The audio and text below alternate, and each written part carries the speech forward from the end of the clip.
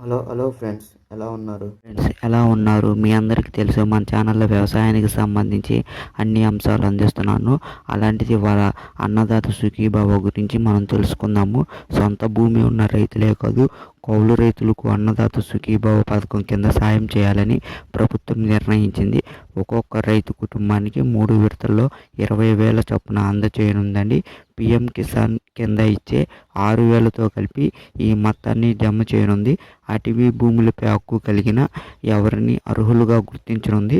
వ్యవసాయ, ఉద్యాన, పట్టు సహాయాలతో పాటు తహసీల్దారు, మండల వ్యవసాయ అధికారి తమ పరిధిలోని రైతుల వివరాలను పరిశీలించి ధృవీకరించిన అర్హుల జాబితాలను ఈ నెల 20లోగా అన్నదాత సుఖీభవ వెబ్సైట్లో నమోదు చేయాలని మనకి సూచించింది.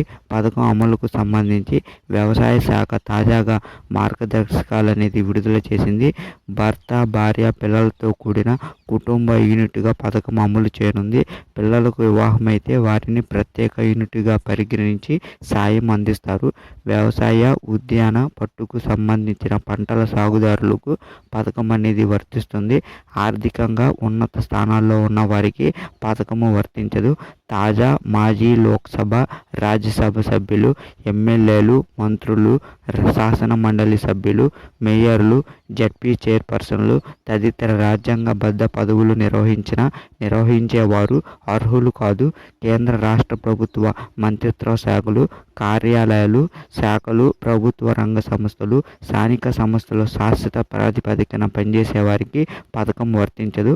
నెలకు 10,000 ఆపైన పెన్షన్ తీసుకునేవారు అర్హులు కాదు. Multi tasking staff, class 4, group D ఉద్యోగులకు మినహాయింపు ఇచ్చారు. వైద్యులు, ఇంజనీర్లు, న్యాయవాదులు, చార్టెడ్ అకౌంటెంట్లు, ఆర్కిటెక్టులు, నమోదైన ఇతర వృత్తి నిపుణులు అర్హులు కాదు. గత సంవత్సరంలో పన్ను చెల్లించిన వారు పథక ప్రయోజనాలను అందుకోలేరు. వ్యవసాయ భూములని వ్యవసాయేతర భూములుగా మార్చినా కూడా మనకి పథకం అనేది వర్తించదండి. ఇది మనకి ప్రధానంగా మనకి అన్నదాత సుఖీభావలో మనకి సంబంధించిన విషయం అండి. అలానే మనకి పిఎం కిసాన్ సంతృప్తికర స్థాయిలో అమలు చేసేందుకు వీలుగా జాబితాలను కూడా నవీకరించాలని కేంద్రం అనేది ఆదేశించింది.